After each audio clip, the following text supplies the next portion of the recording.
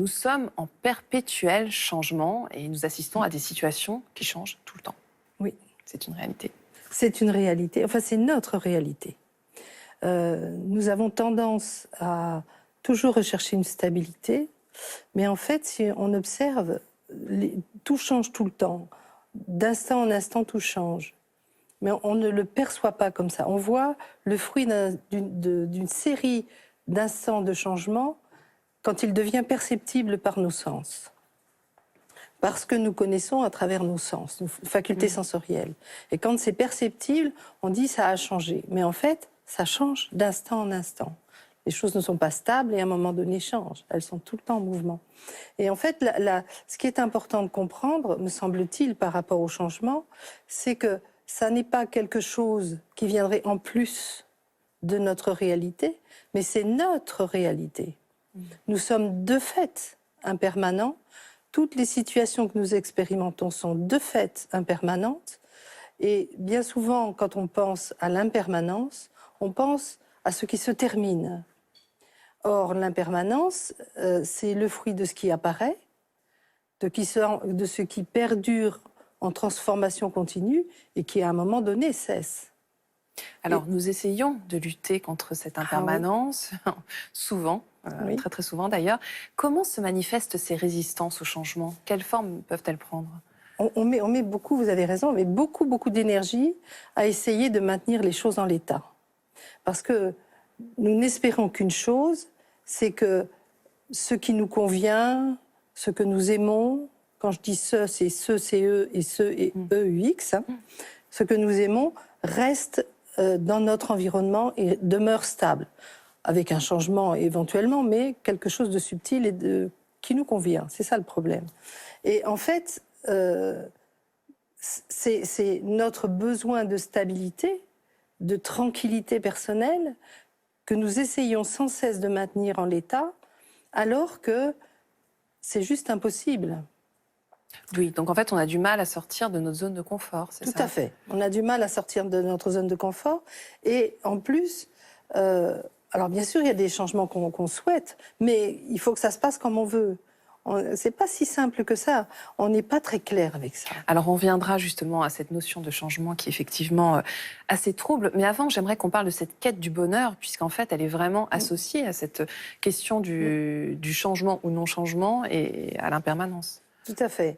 Alors, notre quête du bonheur, on pourrait la résumer ainsi, mais c'est plus complexe que ça.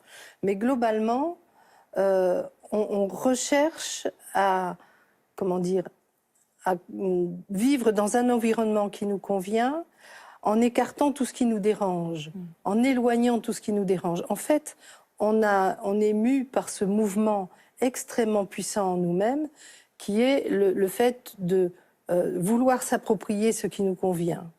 Ce qu'on appelle le désir-attachement, qu'on peut traduire autrement en termes d'attraction-appropriation, mais c'est la même chose. Et sur base de cette appropriation, on va écarter tout ce qui nous dérange. C'est-à-dire, là, c'est un deuxième mouvement qu'on appelle le rejet, qui va se décliner en termes d'impatience, d'agacement, de colère, voire de fureur. Ça peut avoir vraiment des intensités très différentes. Et puis, dans notre mode de connaissance, notre façon de connaître, il y a également tout ce qu'on ne conçoit pas, ce que l'on ne perçoit pas au travers de nos sens et que l'on n'intègre pas comme faisant partie de notre réalité. Et entre autres, ce que l'on ne perçoit pas, c'est l'impermanence, qu'on peut appeler l'impermanence subtile, c'est-à-dire le fait que les choses d'instant en instant, et que je n'ai pas de prise sur ce qui change. Je n'ai pas de prise sur le changement des circonstances que je rencontre. Il y a, on pourrait dire, ce qui advient et auquel je suis confrontée, et ce que je peux faire dans la situation. Il y a cette opposition entre le faire et ce qui advient. Alors, ce qui ne veut pas dire acceptation non plus. Hein, ah non, c'est de pas tout une... J'emploierais peut-être le mot acceptation, mais c'est pas une soumission. C'est surtout ça. C'est surtout ça, oui. C'est-à-dire, c'est pas se soumettre aux situations, et on le verra sur comment faire avec ça, c'est déjà dans un premier temps, je dirais, concevoir que les choses changent et que ça n'est pas, comment dire, un phénomène qui serait extérieur au vivant, c'est l'expression même du vivant. Donc, quelque part, la notion de renoncement, elle intervient aussi, puisqu'on doit de facto renoncer à certaines choses pour les accueillir, accueillir ce qui se présente. Tout à fait. Alors, il y a les choses auxquelles on peut renoncer consciemment parce qu'on sait qu'elles ne sont pas bénéfiques pour nous-mêmes et pour les autres. Mais il y a aussi, je pense, et c'est par rapport à cette résistance au changement, le plus difficile, c'est de renoncer à vouloir maintenir les choses en l'état. C'est-à-dire, c'est de rencontrer notre réalité pour ce qu'elle est et non pas pour ce qu'on voudrait qu'elle soit. Ce n'est pas tout à fait la même chose. Et c'est là où on n'est pas toujours au clair non plus, puisque alors, tout à l'heure vous parliez de ce manque, de ce trouble qu'on peut avoir vis-à-vis du changement. Comment est-ce qu'on peut essayer d'y voir un petit peu plus clair? Alors, il y a quand les choses changent et qu'elles vont dans le sens de ce qui nous convient, on peut trouver ça normal. Par exemple, j'ai un rendez-vous, il se passe, et ça se passe relativement bien, et c'est juste normal. Je dois prendre le train, par exemple, il arrive à l'heure, je pars à l'heure, il arrive à l'heure, c'est normal. Et ce même train, s'il y a un problème sur les voies ferrées pour une raison X ou les conditions climatiques ne le permettent pas, le train n'arrive pas à l'heure, et là, c'est pas normal. Vous voyez, alors que, au fond, si je réfléchis, le fait même que ce déplacement dans le temps et concrètement le temps qui passe, tout ça, c'est l'expression du changement. Mais quand ça se passe comme je veux, c'est normal. Quand ça se passe pas comme je veux, c'est pas normal. Avec le train, c'est pas très grave. Alors bien sûr, il y a des changements qu'on attend. Et là, c'est vraiment la joie. C'est ce qu'on attendait. Et c'est là où ça rejoint notre bonheur émotionnel aussi, dont on parlait tout à l'heure. C'est le bonheur tout à fait émotionnel. C'est parfait, les choses se vont même mieux que ce que je l'espérais, etc., etc. Ce qui ne nous convient pas, c'est les contraintes qui semblent venir de l'extérieur. On l'expérimente comme venant de l'extérieur.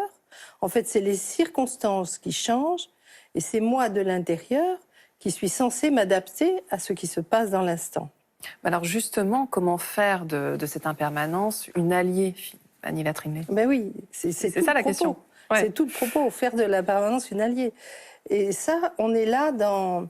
Il n'y a pas d'autre choix, entre guillemets, dans la tradition bouddhiste au moins, que dans un premier temps, de réfléchir à cet aspect de la réalité qui est nôtre. Ça, c'est vraiment important. Et c'est un premier plan. Une première étape. Ensuite, c'est de s'entraîner à accueillir les situations qui se présentent telles qu'elles se présentent.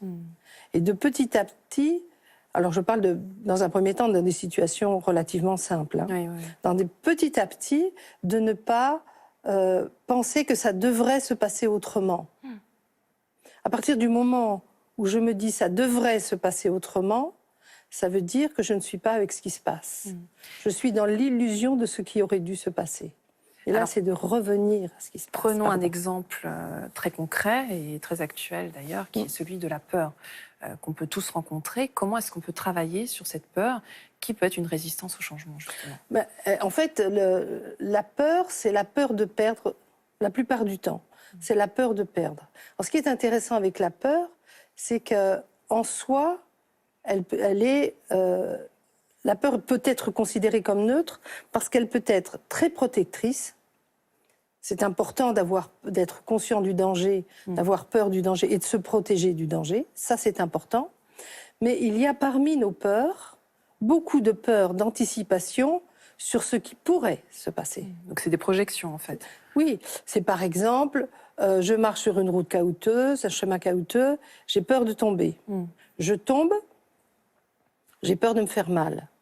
J'ai mal, j'ai peur que ce soit grave. C'est-à-dire qu'à chaque fois, on anticipe, mais comme on le vit dans un courant très continu, on ne se rend pas compte qu'on est toujours dans une anticipation. Et si, par exemple, on trébuche sur un caillou et qu'on ne tombe pas, on dit « j'ai eu de la chance ».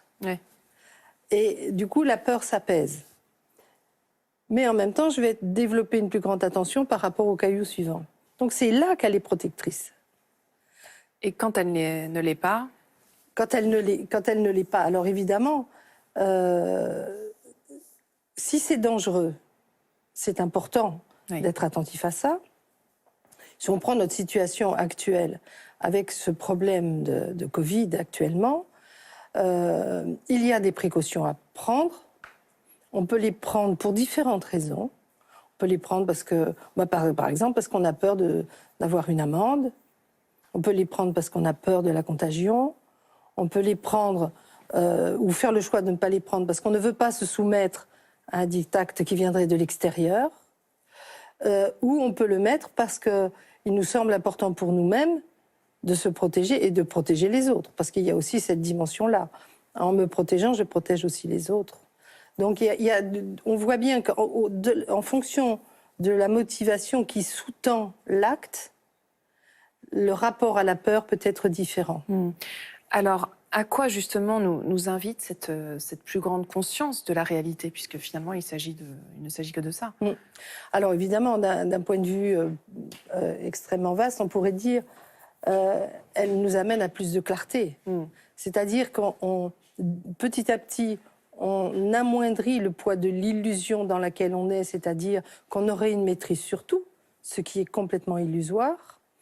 Et en même temps, petit à petit, le fait d'amoindrir le rejet de ce qui ne nous convient pas contribue à expérimenter moins d'insatisfaction. Je ne dirais pas forcément plus de bonheur, mais au moins de souffrance, d'insatisfaction, de mal-être. Et ça, c'est déjà quelque chose d'important, me semble-t-il. Tout à fait. Merci beaucoup, Annie Trinley. Merci à vous. Et si vous souhaitez approfondir cette réflexion, voici quelques livres que nous vous proposons.